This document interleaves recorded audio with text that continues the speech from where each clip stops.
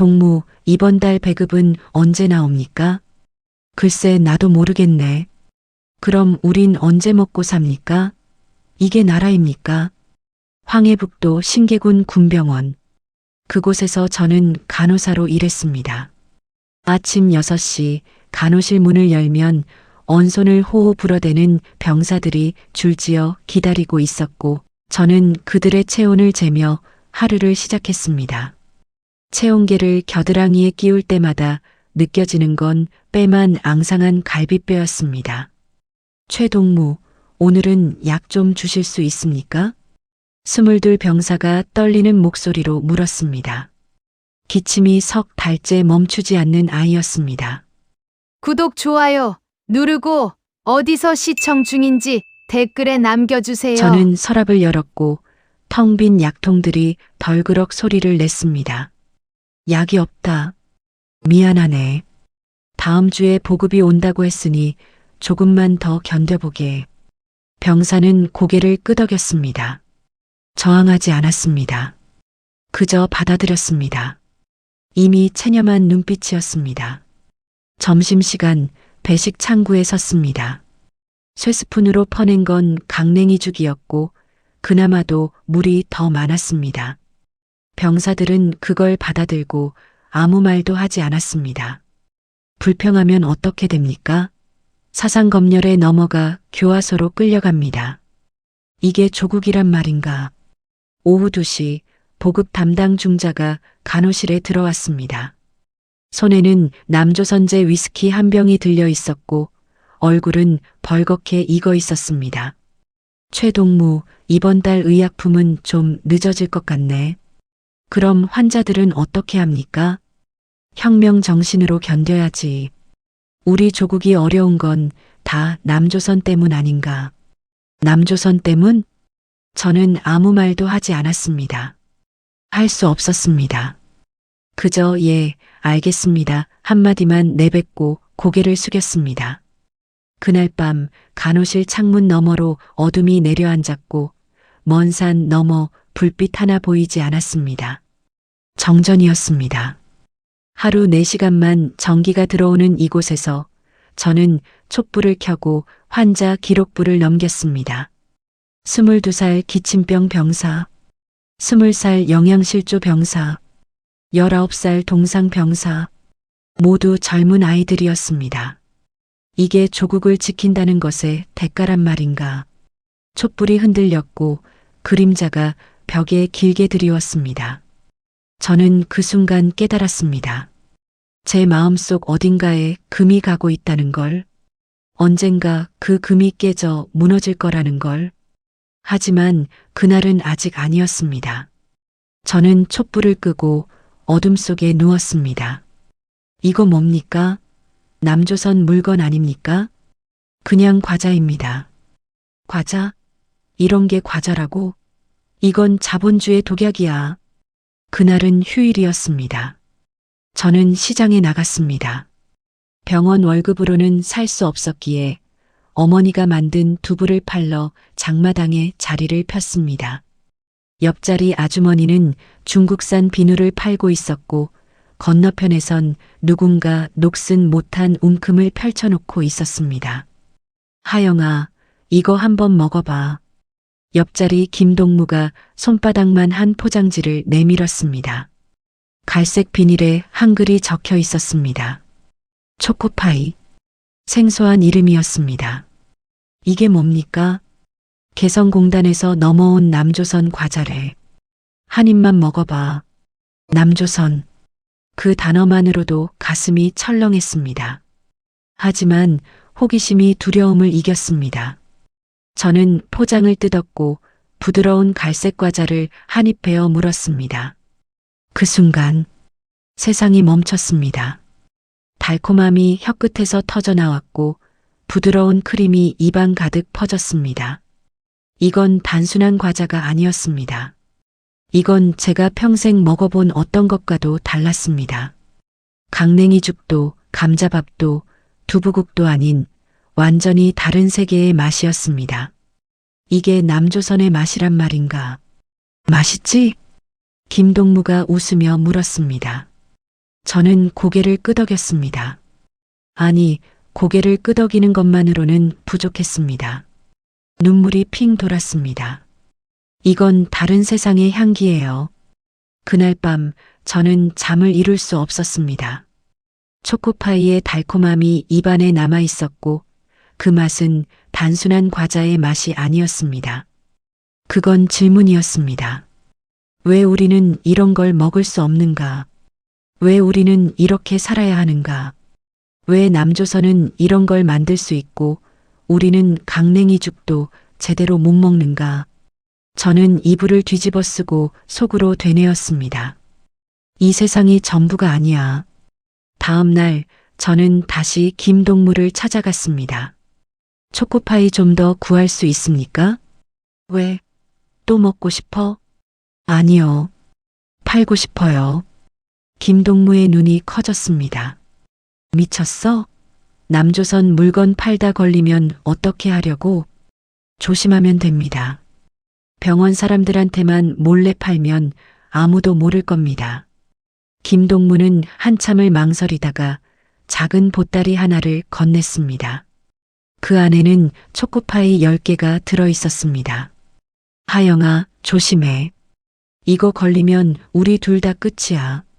저는 보따리를 품에 안았습니다. 무거웠습니다. 하지만 그 무게는 두려움이 아니라 희망이었습니다. 그날부터 저는 작은 장사를 시작했습니다. 초코파이 하나에 인민폐 50원. 병사들은 한 달 월급을 모아 그걸 샀고 한입 베어 물며 눈을 감았습니다. 자유는 이렇게 달콤한 거였습니다. 최하영 동무, 이게 뭔가? 그냥 과자입니다. 과자? 남조선 물건을 반입한 게 과자야? 이건 반역이야, 반역. 석 달이 지났습니다. 초코파이는 순식간에 인기 상품이 되었습니다. 병사들은 월급날만 기다렸고 저는 간호실 뒤편 작은 창고에 물건을 숨겨두고 몰래 팔았습니다. 한 개에 50원이던 가격은 어느새 100원이 되었고 그래도 사람들은 줄을 섰습니다. 이게 장사구나. 처음으로 돈이 생겼습니다. 처음으로 제 힘으로 무언가를 할 수 있다는 느낌을 받았습니다. 어머니께 쌀 한 포대를 사드렸고 여동생에게 새 신발을 사줬습니다. 하지만 행복은 길지 않았습니다. 그날 오후 보급 담당 류상철 중자가 간호실에 들어왔습니다. 평소보다 걸음이 빨랐고 얼굴에는 차가운 미소가 걸려 있었습니다. 최동무, 잠깐 뒤편 창고 좀 보자고. 심장이 쿵 내려앉았습니다. 들켰다. 창고 문을 열자 류 중자는 숨겨둔 보따리를 집어들었습니다. 초코파이 20개가 그 안에 들어 있었습니다. 이게 뭔가? 그냥 과자입니다. 과자? 남조선 물건을 반입한 게 과자야? 최동무, 이건 사상이탈이야. 반역행위라고. 류 중자의 목소리가 간호실 전체를 울렸습니다. 중자 동무, 저는 그냥 병사들이 좋아해서 자본주의 독에 취하게 만든 게 좋아해서야? 당장 이거 다 내놔. 류 중자는 제 보따리를 낚아챘고 그 안에 있던 돈까지 모두 빼앗았습니다. 석 달간 모은 돈이었습니다. 어머니의 쌀, 동생의 신발, 우리 가족의 희망이었습니다. 중자 동무, 그건 제 돈입니다. 저는 소리쳤습니다. 처음으로 상관에게 대들었습니다. 그 순간 따기가 날아왔습니다. 뺨이 화끈거렸고 귀가 웅웅거렸습니다. 류 중자는 제 멱살을 잡았고 얼굴을 바짝 들이댔습니다. 최하영 동무, 이번 한 번은 넘어간다. 하지만 다음엔 보위부에 넘긴다. 알겠나? 저는 아무 말도 할 수 없었습니다. 그저 바닥에 주저앉아 텅 빈 손을 내려다봤습니다. 그날 밤 저는 창문 너머 어둠을 바라봤습니다. 별 하나 보이지 않는 하늘이었습니다. 뺨은 여전히 아팠고 마음은 그보다 더 아팠습니다. 이 나라에선 노력해도 정직해도 아무 의미가 없어. 초코파이의 달콤함은 이제 쓰라림으로 바뀌어 있었습니다. 하지만 그날 제 마음속 깊은 곳에서 하나의 단어가 싹 텄습니다. 탈북. 그 금단의 단어는 이제 질문이 아니라 결심이 되어가고 있었습니다. 저는 주먹을 쥐었습니다. 언젠가 반드시 이곳을 벗어나겠다고. 엄마, 저기 불빛이 보여요. 쉿, 소리 내지 마. 순찰병이야. 엄마 저 무서워요. 하영아, 이제 돌아갈 수 없어.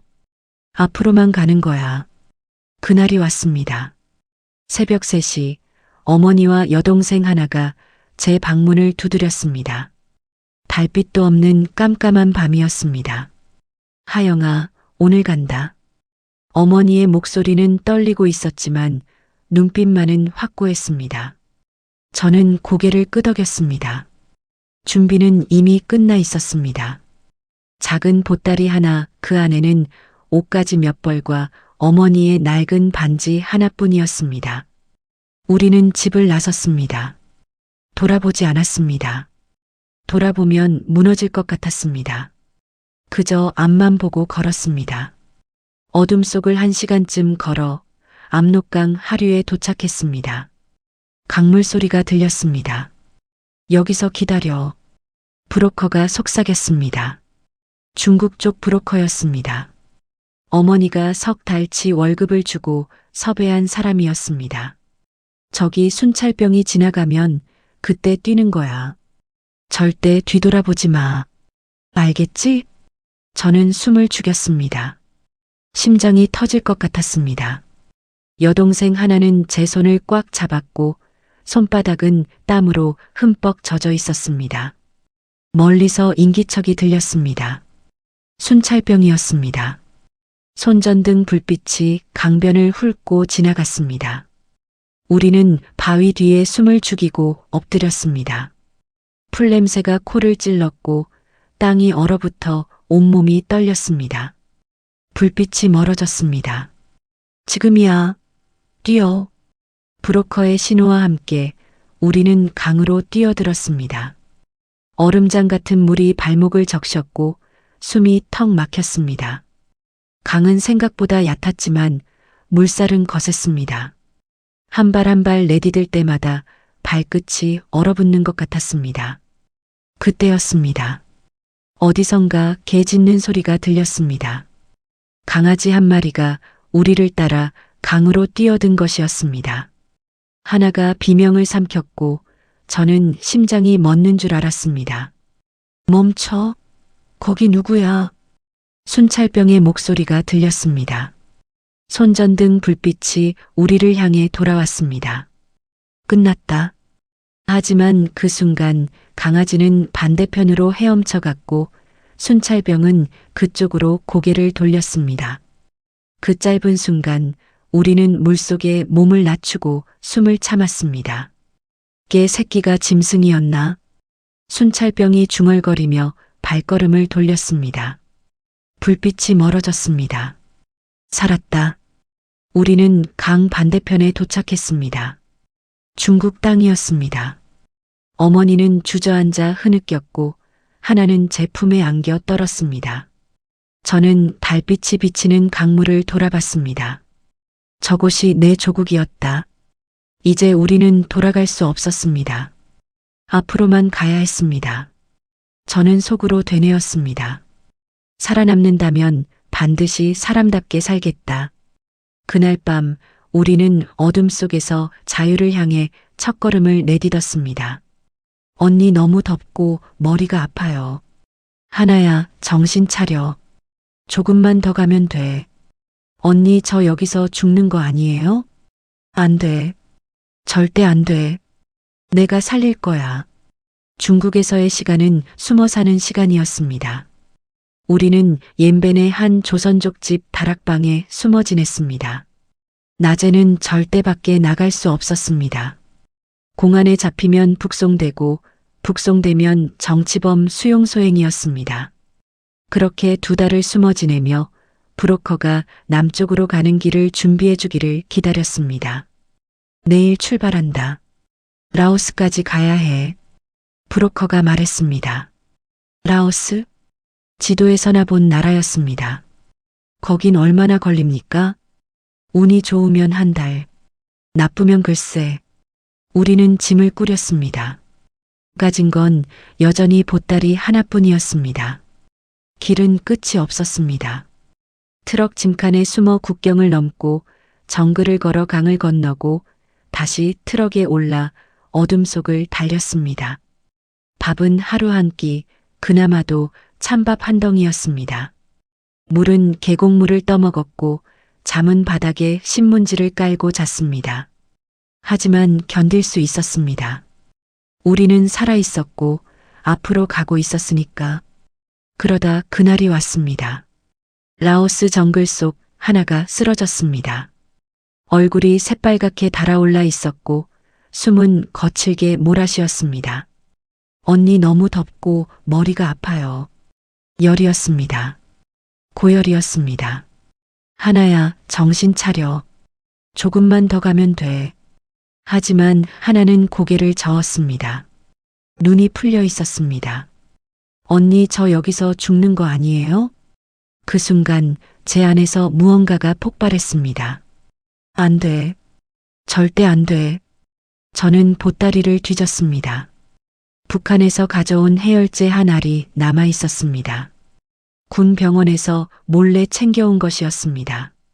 저는 하나에게 약을 먹이고 계곡물에 적신 천으로 이마를 닦아줬습니다.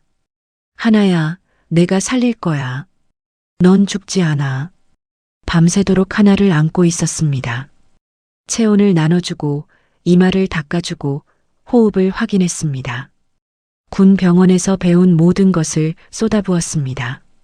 새벽이 왔습니다. 하나의 열이 내렸습니다. 숨이 고르게 돌아왔습니다. 언니 고마워요. 하나가 희미하게 웃었습니다. 저는 그제야 눈물을 흘렸습니다. 나는 단순한 간호사가 아니야. 나는 생명을 지키는 사람이야. 그 순간 저는 깨달았습니다. 제가 이 길을 걷는 이유가 단순히 도망치기 위해서가 아니라는 것을, 살아남기 위해서가 아니라 지키기 위해서라는 것을. 두려움이 사명으로 바뀌었습니다. 우리는 다시 걸었습니다. 정글을 지나고 강을 건너고 국경을 넘었습니다. 길 위에서 만난 사람들은 모두 우리와 같은 사람들이었습니다.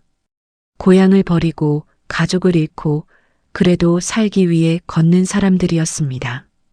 그들 곁에서 저는 더 이상 혼자가 아니었습니다. 우리는 함께 걷고 있었습니다.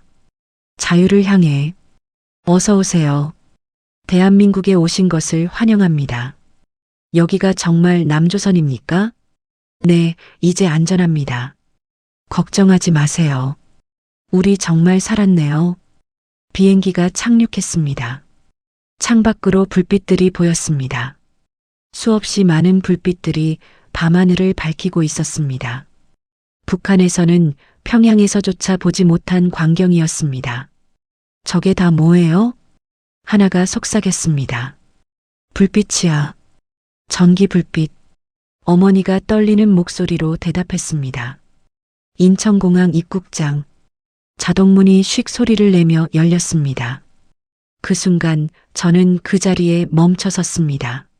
문이 저절로 열렸다. 사람이 밀지도 않았는데 문이 제 앞에서 스르르 열린 것이었습니다. 그 작은 일이 제 가슴을 무너뜨렸습니다.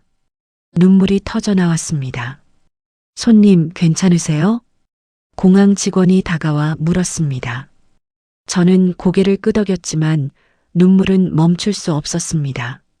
여기가 정말 남조선입니까? 네, 대한민국입니다. 이제 안전해요. 안전. 그 단어가 얼마나 낯설고 얼마나 따뜻한지 그때 처음 알았습니다. 우리는 임시보호시설로 이동했습니다. 그곳에서 처음으로 뜨거운 물로 샤워를 했습니다. 수도꼭지를 틀자 물이 콸콸 쏟아졌고 그 물은 뜨거웠습니다.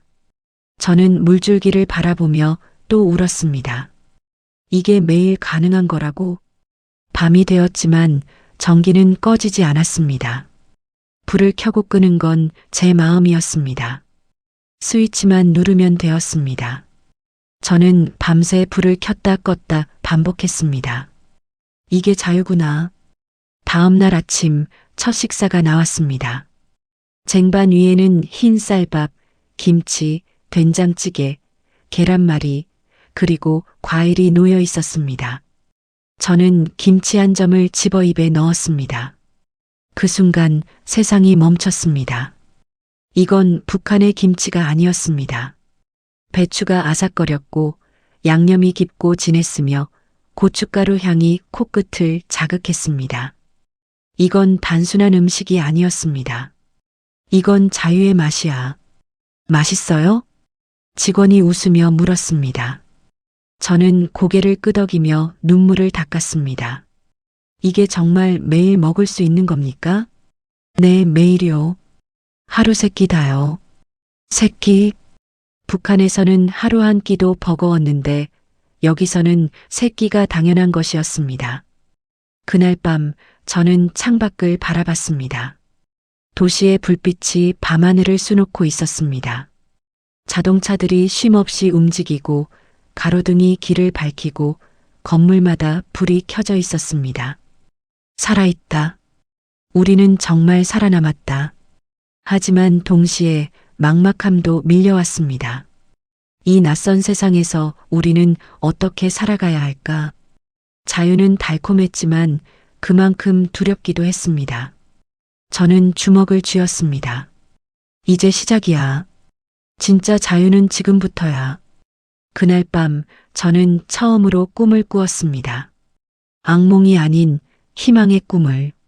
하영 씨, 하고 싶은 일이 뭐예요? 하고 싶은 일이요? 그게 뭔지 모르겠어요. 여기서는 선택할 수 있어요. 뭐든지요. 선택 그게 제일 무서워요. 하나원 교육이 시작되었습니다. 첫 수업 시간 강사가 물었습니다. 여러분, 앞으로 뭘 하고 싶으세요? 교실이 조용해졌습니다. 20명 남짓한 탈북민들이 서로를 쳐다봤습니다.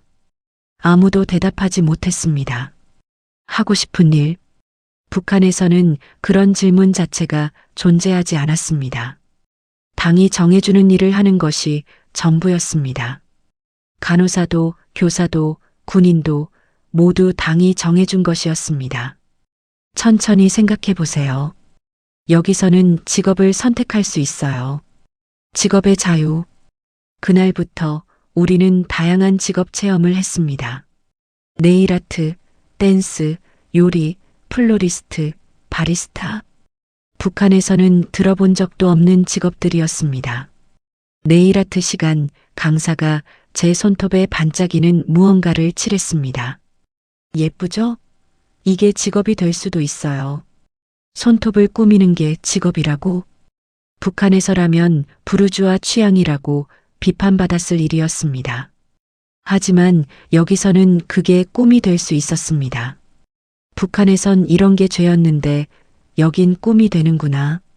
옆자리 언니가 속삭였습니다. 저도 고개를 끄덕였습니다. 하지만 동시에 두려움도 밀려왔습니다. 선택한다는 것. 그게 무엇을 의미하는지 이제야 알게 되었습니다. 선택은 자유였지만 동시에 책임이었습니다.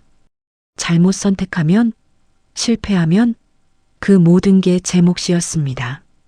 북한에서는 실패해도 당 탓을 할 수 있었습니다. 배급이 안 나와도 일자리가 없어도 모두 체제 탓이었습니다. 하지만 여기서는 달랐습니다. 어느 날 밤 저는 상담사에게 물었습니다. 선생님, 전 아직도 뭘 하고 싶은지 모르겠어요. 괜찮아요. 천천히 찾아가면 돼요. 근데요, 만약 제가 실패하면 어떡해요? 그럼 다시 시작하면 되죠. 여기서는 다시 시작할 수 있어요. 다시 시작. 그 말이 위로가 되면서도 무겁게 느껴졌습니다. 교육이 끝나갈 무렵 저는 결정을 내렸습니다. 저는 다시 간호 일을 하고 싶어요. 상담사가 물었습니다. 북한에서도 간호사였잖아요. 새로운 걸 시도하고 싶지 않아요? 저는 고개를 저었습니다. 아니요. 저는 사람을 돌보는 게 좋았어요. 북한에서는 약도 없고 할 수 있는 게 없었지만 여기서는 다를 것 같아요. 제대로 돌볼 수 있을 것 같아요. 상담사가 미소 지었습니다. 좋은 선택이에요. 그날 밤 저는 창밖을 바라봤습니다. 하나원 건물 너머로 도시의 불빛이 반짝였습니다. 자유는 달콤하지 않았습니다. 자유는 무거웠고 두려웠고 외로웠습니다. 하지만 동시에 자유는 희망이었습니다. 나는 다시 성장해야 해. 이곳에서 진짜 나로. 그렇게 저는 낯선 자유 속에서 새로운 싸움을 시작했습니다. 스스로를 찾아가는 싸움을. 선생님, 저 이제 못 버틸 것 같아요. 할머니, 조금만 더 힘내세요. 아니야, 난 이미 충분히 살았어.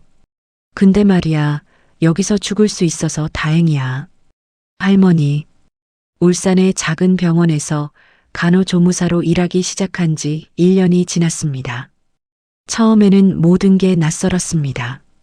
전자차트, 자동혈압계, 링거 주입 펌프, 북한 군병원에서는 상상도 못한 장비들이었습니다. 하지만 저는 배웠습니다. 하나하나 익히고 실수하고 다시 배웠습니다. 그러던 어느 날 새로운 환자가 입원했습니다. 7순이 넘은 할머니였습니다. 위암 말기. 차트를 보는 순간 가슴이 철렁했습니다. 할머니, 어디서 오셨어요? 함경북도 청진이야. 탈북민이었습니다. 할머니는 혼자였습니다. 가족은 북한에 남겨두고 혼자 넘어왔다고 했습니다. 딸을 먹여 살리려다 장사하다 걸려서 혼자 도망쳤다고 했습니다.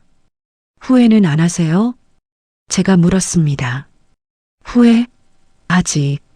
매일 해. 근데 말이야. 할머니가 창밖을 바라봤습니다.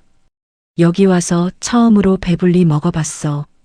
처음으로 병원에서 제대로 치료받아봤어. 그것만으로도 안 왔으면 후회했을 거야. 그날 밤 할머니의 상태가 급격히 나빠졌습니다. 호흡이 가빠지고 혈압이 떨어졌습니다. 저는 밤새 할머니 곁을 지켰습니다. 선생님, 저 이제 못 버틸 것 같아요. 할머니, 조금만 더 힘내세요. 할머니가 제 손을 잡았습니다. 앙상한 손이었습니다. 아니야, 난 이미 충분히 살았어. 근데 말이야, 선생님. 네, 할머니. 여기서 죽을 수 있어서 다행이야. 북한이었으면 굶어 죽었겠지. 근데 여기서는 손 잡아줄 사람도 있고 따뜻한 이불도 있고 이게 사람 대접 아니겠어? 눈물이 흘렀습니다. 할머니, 우리 끝까지 사람답게 살아요. 그래, 우리 사람답게. 할머니는 그렇게 조용히 눈을 감았습니다. 장례식장에는 아무도 오지 않았습니다. 저와 병원 직원 몇 명이 전부였습니다. 하지만 저는 할머니를 정성껏 배웅했습니다. 꽃을 놓고 절을 하고 작별 인사를 했습니다. 할머니, 이제 편히 쉬세요. 당신은 자유로웠어요. 그날 퇴근길, 저는 편의점에 들렀습니다. 진열대에 초코파이가 놓여 있었습니다. 저는 하나를 집어들었습니다. 몇 년 만에 다시 보는 초코파이였습니다. 포장을 뜯고 한 입 베어 물었습니다. 여전히 달콤했습니다. 하지만 그 맛은 예전과 달랐습니다. 이제 이건 단순한 단맛이 아니야. 이건 할머니의 마지막 미소이고 압록강을 건너던 그날 밤의 떨림이고 하나를 살려냈던 그 새벽의 간절함이야. 이건 책임의 맛이고 사랑의 맛이야. 집으로 돌아가는 길, 거리의 불빛들이 반짝였습니다. 사람들이 웃으며 걸어갔습니다. 자유로웠습니다. 나도 이제 자유로워. 하지만 진짜 자유는 달콤하지 않았습니다. 진짜 자유는 무거웠고 아팠고 외로웠습니다. 하지만 그 안에는 사람의 향기가 있었습니다. 저는 하늘을 올려다봤습니다. 별이 반짝이고 있었습니다. 할머니, 저 잘하고 있죠? 바람이 불었습니다. 따뜻한 바람이었습니다. 저는 걸음을 옮겼습니다. 앞으로, 계속 앞으로, 자유를 지키며 사람답게